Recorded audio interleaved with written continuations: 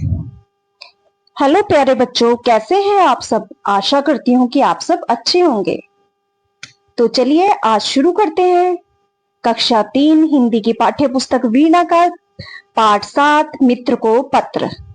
तो इसमें हम नाम से ही देख रहे हैं कि एक अपने बच्चा है जो अपने दूसरे दोस्त को मित्र को पत्र लिख रहा है। तो चलो वो पत्र में क्या लिख रहा है तो पढ़ते हैं।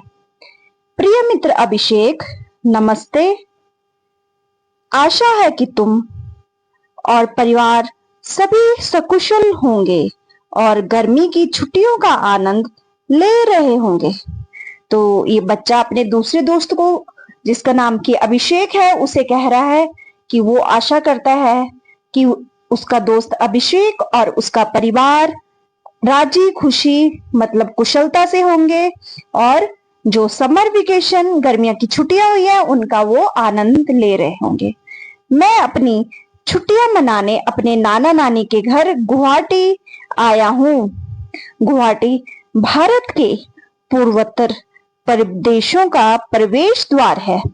यह एक बहुत सुंदर और विशाल महानगर है जो ब्रह्मपुत्र नदी के तट पर स्थित है।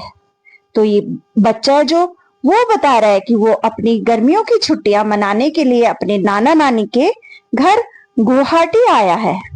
तो गुवाहाटी कहाँ पर स्थित है? गुवाहाटी भारत के पूर्वोत्तर प्रदेश का प्रवेश द्वार है।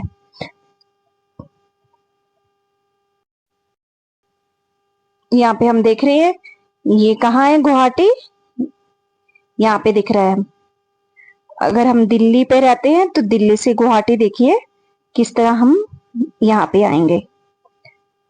गुवाहाटी पूर्व उत्तर, पूरब और उत्तर का प्रवेश द्वार गुवाहाटी।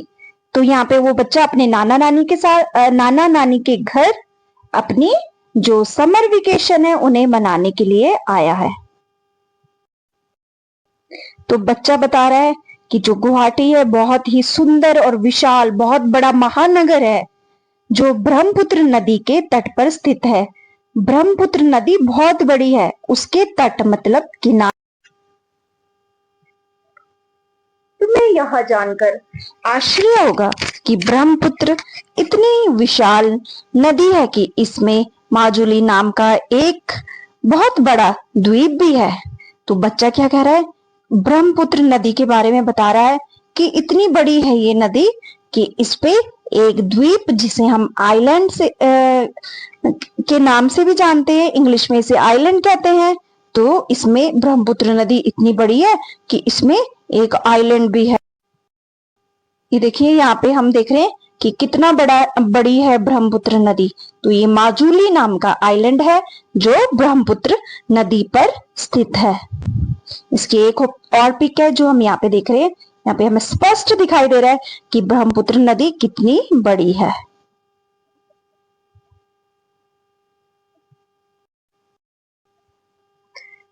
आगे बच्चा क्या बोल रहा है कि उन्होंने माजुली नाम का एक बड़ा द्वीप भी है। यह नदी में स्थित भारत का सबसे बड़ा द्वीप है। ये भारत का सबसे बड़ा द्वीप है माजुली है। जो माजुली में असम के विषभ वैष्णव मठ सत्र में हमने सत्रीय नृत्य देखा। ये भारत के शास्त्रीय नृत्यों में से एक है। तो उन्होंने फिर उसके बाद एक नृत्य भी देखा जो असम के विश्व प्रसिद्ध वैष्णव मठ सत्र मतलब एक सेशन में उन्होंने सत्रिय नाम का एक नृत्य देखा।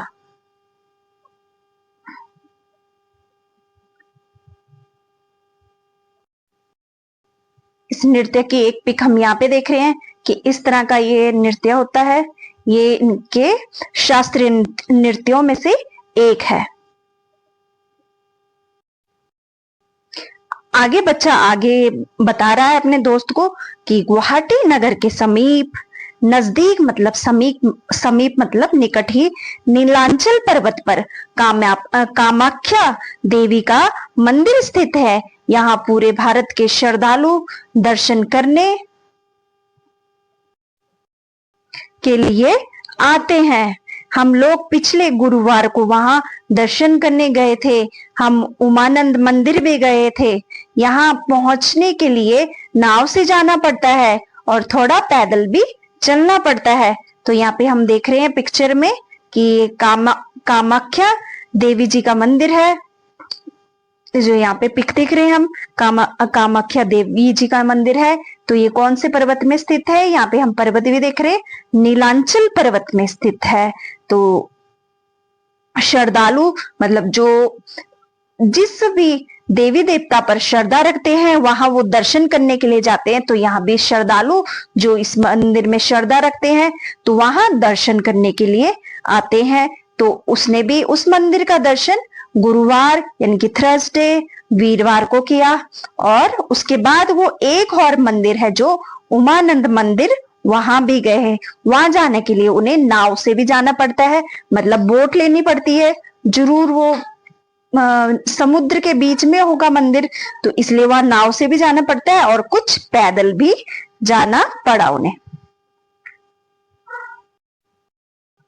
तो बच्चों यहाँ पे हम देख रहे हैं ये कामाख्या मंदिर जो असम में, इसकी हम क्लियर फोटो देख रहे हैं। तो आप कमेंट बॉक्स में बताएंगे कि आप में से कौन कौन क्या आप इस मंदिर पे गए हैं। अगर गए हैं तो आप कमेंट बॉक्स में बताएंगे। अगर नहीं भी गए, जो नहीं गया वो भी कमेंट बॉक्स में बताएंगे कि हम इस मंदिर में नहीं गए हैं। तो आगे ये जो नीलांचल पर्वत है इसकी एक अच्छी सी सुंदर सी तस्वीर हम देख रहे हैं। आगे ये जो दूसरा मंदिर है उसकी तस्वीर हम देख रहे हैं। दूसरा मंदिर उमंग मंदिर, उसकी ये सुंदर सी तस्वीर हम देख रहे हैं। इस तरह आपको विजुअलाइजेशन से पढ़ाकर आपको ये जो चैप्टर है अच्छे से आपकी आंखों में छप जाएगा, क्योंकि जिस चीज को हम देखकर पढ़ते हैं वो हमें इजीली लर्न हो जाता है। सॉरी, जो दूसरा मंदिर है उसका नाम उमानंद मंदिर है। तो वहां वो बोट से भी गए थे और पैदल चलकर भी गए थे उमानंद मंदिर में। तो आगे बच्चा क्या बता रहा है कि पैदल चलते समय नानी ने मुझे बताया कि स्वस्थ रहने के लिए खेलना बहुत आवश्यक है। क्योंकि वो पैदल पैदल चल रहे थे तो नानी ने बताया होगा कि शरीर का हिलना जुलना शरीर के अच्छे स्वास्थ्य के लिए बहुत जरूरी है। क्योंकि अगर हम फिजिकल एक्टिविटी चलेंगे फिरेंगे नहीं तो बीमार हो जाएंगे। तो इस तरह बच्चे क्या किस तरह कर सकते हैं? खेल कर फिजिकल एक्टिविटी कर सकते हैं। तो बच्चों के लिए खेलना बहुत जरूरी है। उन्होंने कहा कि स्वस्थ तन में ही स्वस्थ मन रहता है, इसलिए पढ़ाई के साथ साथ खेल कूद भी बहुत आवश्यक है। अगर आप बीमार रहोगे तो आप पढ़ाई भी नहीं कर पाओगे। अगर आप शारीरिक और मन से स्वस्थ रहोगे तभी आपका पढ़ने पर भी मन लगेगा। मैंने नानी को तुरंत बताया कि मैं तो अपने मित्रों के साथ बहुत सारे खेल खेलता हूँ।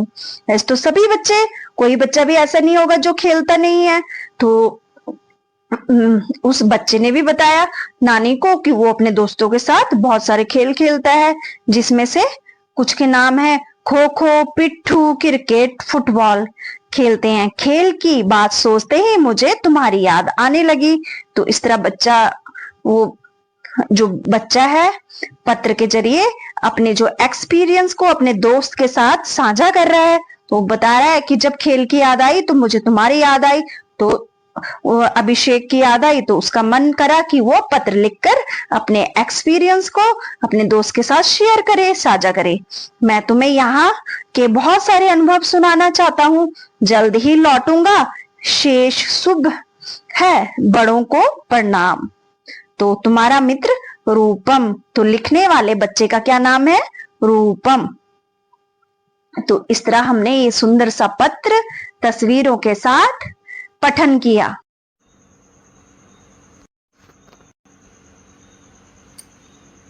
आगे हम पाठ से संबंधित प्रश्न उत्तर करेंगे।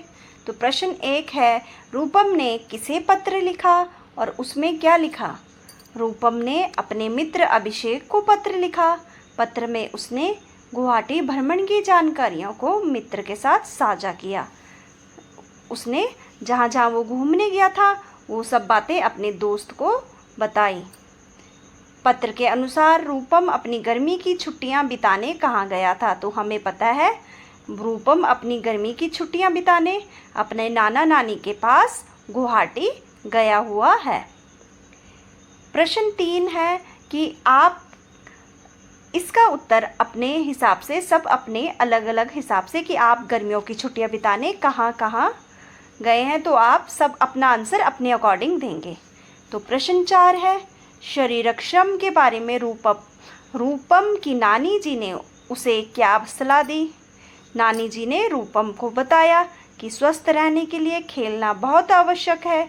स्वस्थ तन में ही स्वस्थ मन रहता है, कि अगर हमें स्वस्थ रहना है, तंदुरुस्त रहना है, तो हमें जो शारीरिक मेहनत भी करनी पड़ेगी, हमें अपना पसीना निकालना पड़ेगा, हमें खेल कूद भी करनी पड़ेगी। उसके साथ हम अपने माता पिता के साथ घर का काम भी कर सकते हैं। इस तरह करने से हम हमेशा तंदुरुस्त रहेंगे।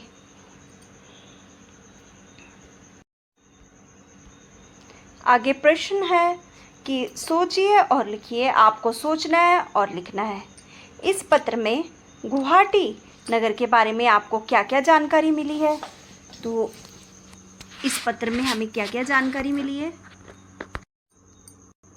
इस पत्र में हमें जानकारी मिली है कि गुवाहाटी भारत के पूर्वोत्तर प्रदेशों का प्रदेश द्वार है। जो पूर्व उत्तर में प्रदेश हैं उनका ये प्रवेश मतलब अंदर एंटर करने का द्वार है। ब्रह्मपुत्र नदी, माजुली द्वीप, वैष्णव मठ, कामाख्या मंदिर आदि के बारे में हमें पत्र से जानकारी मिली है। तो पत्र से हमें क्या क्या जानकारी मिली है कि यहाँ पे हम मैप में देख रहे हैं कि एक तो ये उत्तर और पूरब के जो प्रदेश है उनका ये गुवाहाटी प्रवेश द्वार है, अंदर एंटर करने का द्वार है।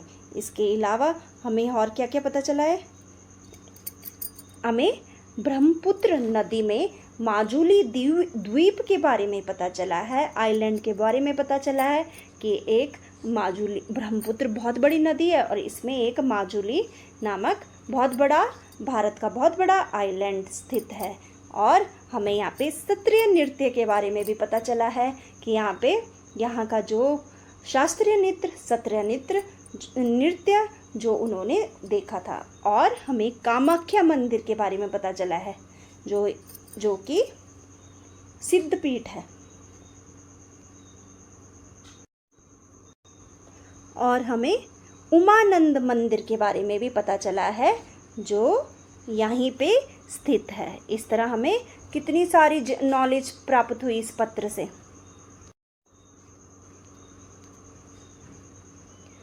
आगे प्रश्न है, शारीरिक श्रम करना क्यों आवश्यक है? क्या आप प्रतिदिन कोई शारीरिक श्रम करते हैं? तो उत्तर है, स्वस्थ रहने के लिए शारीरिक श्रम आवश्यक है। छात्र अपने शारीरिक श्रम के बारे में लिखें, जैसे पैदल स्कूल जाना, साइकिल चलाना, खेलना, घर के काम इत्यादि करना। कई बच्चे हैं जो अपने माता पिता के साथ घर पे भी काम करते हैं। पत्र के अनुसार रूपम और अभिषेक कौन कौन से खेल खेलते हैं? पत्र के अनुसार रूपम और अभिषेक खो खो, पिट्ठू, क्रिकेट और फुटबॉल खेलते हैं।